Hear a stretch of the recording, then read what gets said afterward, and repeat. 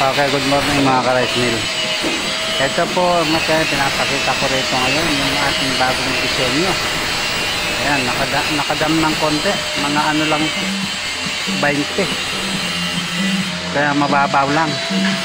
So, ibig sabihin, hindi mahihirapan yung labor o trabador na bumaba. Kasi mababaw lang yan. Ayan. Para hindi siya mahirapan. At kung may gusto, pwedeng nakadam ng ganito. Kaya ito ay bababa.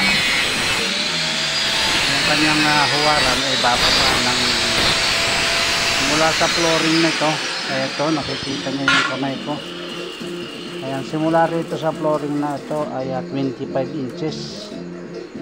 So, yung flooring nito. Dahil sa nilagyan natin na stopper, ito yung stopper niya, naging 27. Pero yan na siya ngayon, mababang mababig na natin sa malayo. Ayan, mababang mababa na siya. Dati ang mga ginagawa natin ay nasa mga 40 inches. Ngayon ito yung nagiging 22 na lang, 25. Ayan, 25 na lamang siya. So ayan po yung ating mga bagong disenyo ngayon. Ayan, semi-floating design pa rin siya. Ayan ay hindi ano pa yan, lalagyan pa yan ng flooring. 4 inches ang flooring yan dyan.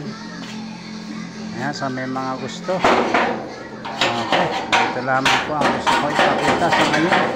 Shout out po muli sa aking mga customer, mga subscriber, kay Sir Winnie Purok at saka sa kanyang buong pamilya. Ayan, kay Allen Purok. Ayan po siya ngayon, naka-assign siya daw ngayon sa Ubay, Bohol. Okay na po.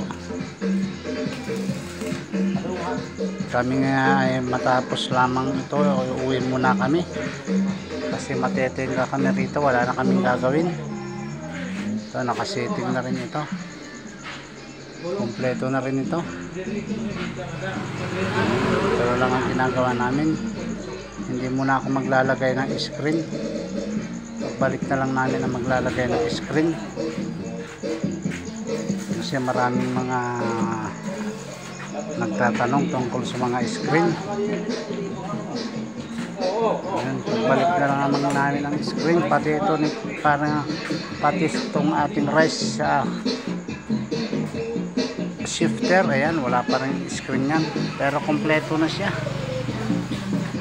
Hindi muna tayo magpipintura ng final na pintura nya, pagbabalik na rin ito. Ayan yung ating ginagawa sa ngayon, Yamada 35 horsepower. Ayan po mga ka-rice mill. Okay po, dito na lamang po. Shout out po muli sa ating mga subscriber, sa ating mga viewers. Magandang umaga po sa inyo lahat. Sa kila Sir Ray Tupas ng Hinubaan, Negros Occidental. Ayan po, kay Mama Emma Abellon sa Negros Occidental. Shout out po kay Mama Obregon, Bibing Obregon, kay Sir Tony. Shout out po dyan po sa Hinubaan, Negros Occidental.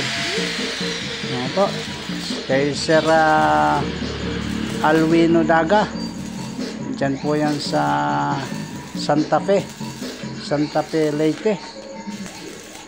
Okay, kay Titing Apasible po yan ng Kalagisi, Leyte. Shout out po.